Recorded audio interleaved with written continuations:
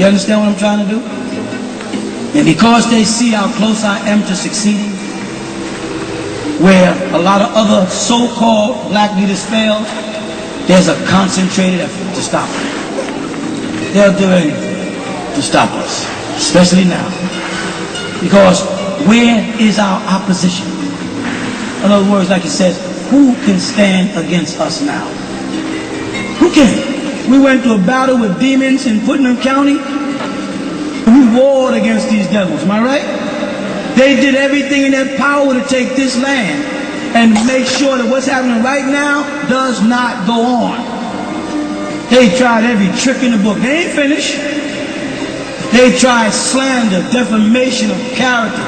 They tried to lock brothers up, harass sisters on the street, stop every car coming down and make sure they did everything they could. And not one person come out and help us. Why? Because they had us marked as a cult.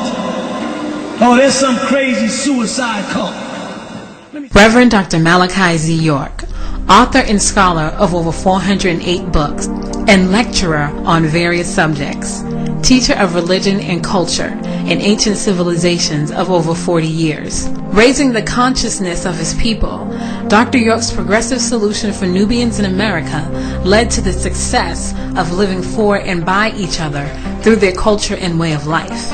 3 major communities were born, developed from Brooklyn, New York, the Catskills Mountain, New York, and Eatonton, Georgia, thus the presence of Nuwabians. With 476 acres of undeveloped land owned by the tribe, Nuwapians stood in the way of a 20-year municipal plan of the Eatonton officials.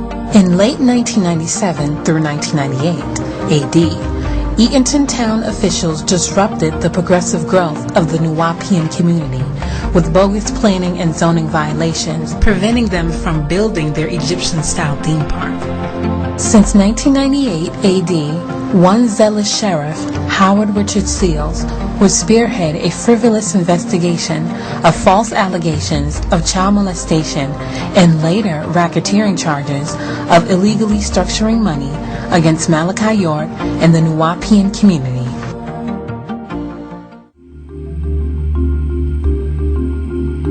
Malachi York's interest lies in uplifting Nubian people in the Western Hemisphere. He even went beyond the hearts and minds of touching Caucasians, Latinos, Asians, and American Indians. His charitable works extend to youth sponsorships and generous donations, civil rights supported issues and concerns, and under the Al-Mahdi Shrine Temple, his humanitarian efforts led to community services and hospital visits to the sick and needy all throughout the state of Georgia. York's mission consists of bringing all religions together under one roof.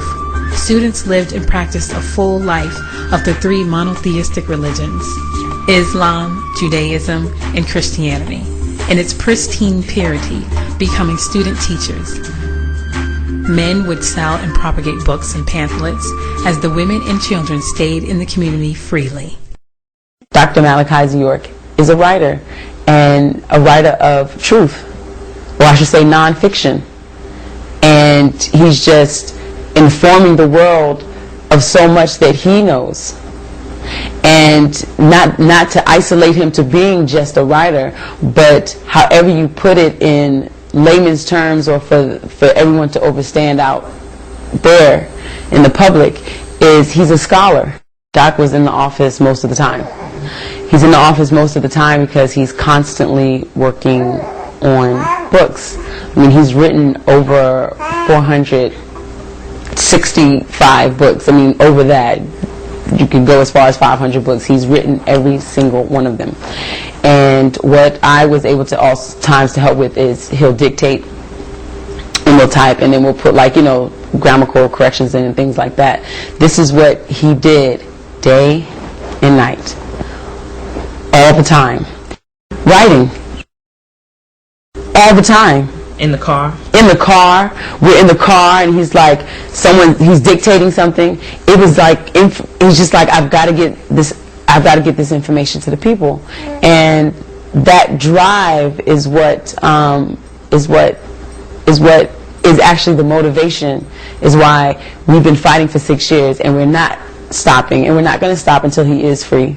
it was a communal lifestyle. You know, all of us have a certain connection and love for each other because of what he set up, Dr. Malachi York, what he set up for us in the community.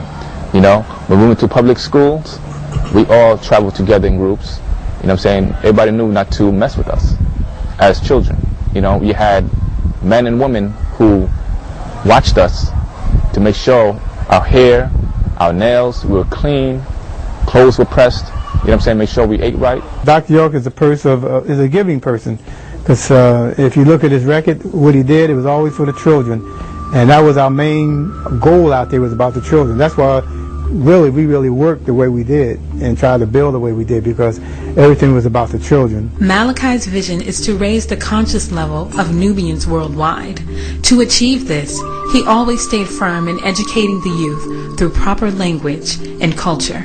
The teachers that came to teach the children were from overseas. We had a teacher from Morocco, a teacher from Egypt, also a teacher from Mali, 2 teachers from Sudan, and a teacher from Israel.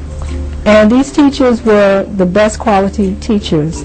While the children learned on the weekends, the older children went to public school during the week.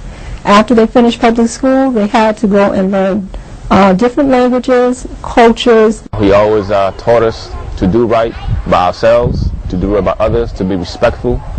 You know, he taught us the importance of exercising, the importance of language, you know, the importance of education, you know, the importance of growing up and having an interest. Instead of a want, always wanting something in life, to have an interest, to grow up, you know what I'm saying, and be productive as a person. The atmosphere was beautiful, you know, with the children and just running, you know, and the thing about the land is people will come on the land with their children, and like most places, you know, places you go to, if you go in a building or something, you know, the mothers holding their kids and everything, but on the land, it's like, you know, they just let them go. You know, the mothers go one way, the kids go the other way. But the atmosphere was like we watched each other. So everybody felt safe, children were safe, and it just land for them just to run, you know, and just, you know, to be themselves, you know. He had a loving interaction with any of the children. He was very involved with what we did with the children, like when they got good grades, he'd want to see their report cards, and everybody would get to go to Captain D's and get a treat. That's the kind of things that he would do for them, and just different surprises and parties and events. He's the kind of person who wouldn't just look out for one person, he'd look out for everybody. If we had holes in our shoes, or we needed socks, or, you know, whatever the case may be, you know what I'm saying, he'll help out. You know, what size shoe you wear? Like, he did that to me one time. What size shoe you wear? I'm like, 9. No, I'm sorry, I wore 8 at the time. He said, okay, I got something for you tomorrow. Next thing you know, you have a brand new pair of sneakers or shoes. You know what I'm saying? That's the kind of person he is. When we had our holidays, like Children's Day, or, you know, what they call Halloween, we call it Prophets and Angels Day. You know what I'm saying? He made sure that everybody enjoyed themselves. His character, it was like a father. Every time he'd come into the office, he brings so much positive energy. When you're working with him, you feel like you can do anything. And he pushes you way beyond whatever your concept of what you do, what you can do, and you can do amazing things. Dr. Malachi York can't be in there no more. You know, it's been far too long, and it's not fair for the dedication that he's done, that he has given to everyone. No man that I know of has given that much of his life, you know what I'm saying, for a group of people, anywhere. Not in my lifetime, not in this day and time, you know what I'm saying? They was taking out leaders back in the 60s before I was born. He's devoted all his life. And this is how they always put us down. Make my people, you know, they always attack anything they can, you know.